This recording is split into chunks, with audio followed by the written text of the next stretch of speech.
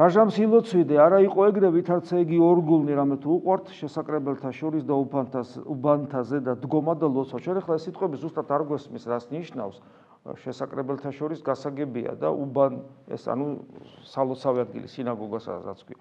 უბანთაზე და დგომა. რას ნიშნავს ეს? იმიტომ რომ ჩვენ ახლა ერთად ლოცულობთ ყველანი და ყველამ ვიცით, რომ ერთმანეთს უყურებთ და ლოცულობთ ახლა, ხო? ესე არ აბდგავართ. გასაგებია, რომ ლოცვისათვის ვიკრიბებით.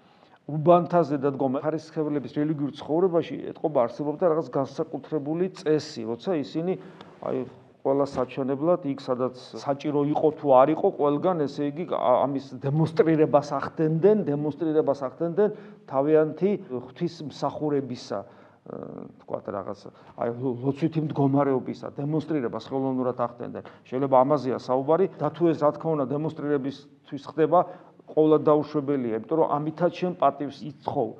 ცნობიერად, იმიტომ რომ ითვლებოდა რომ ლოცველი ადამიანი და ესე იგი კარგია ღმერთის წინაშე არის წარსდგომელი და გვახსენდება მეზორისა და ფარისევლის ლოცვა, როცა ესე დემონსტრაციულად ხმამაღლა ფაქტობრივად ლოცულობს, მადლობას ეუბნება და იქვე განეკითხავს, ესეთი ნაგავი რო არა ვარ, როგორც ეს მეზორე და იქვე ჩანს, რომ ეს ლოცვა სინამდვილეში ლოცვა არ არის. რათა ამას აკეთებენ, იმიტომ რათა ეჩვენონ მკაცრად. ამინ გეტყვით თქვენ მიუღებიეს სასყიდელი მათი.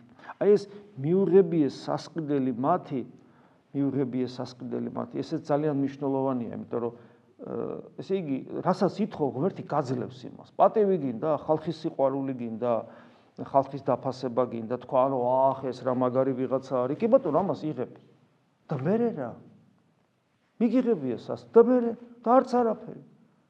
შენნაირი მომაკვდავი, რომელიც შენთან ერთად ცოტა ხანში 3 კილო ძვალი გახდება, როგორც ესე ვამბობ ხოლმე, გაქებს შენ დიდი ამბავი რო გაქებს. არაფერს არ ნიშნავს ეს, აბსოლუტურად არაფერს არ ნიშნავს.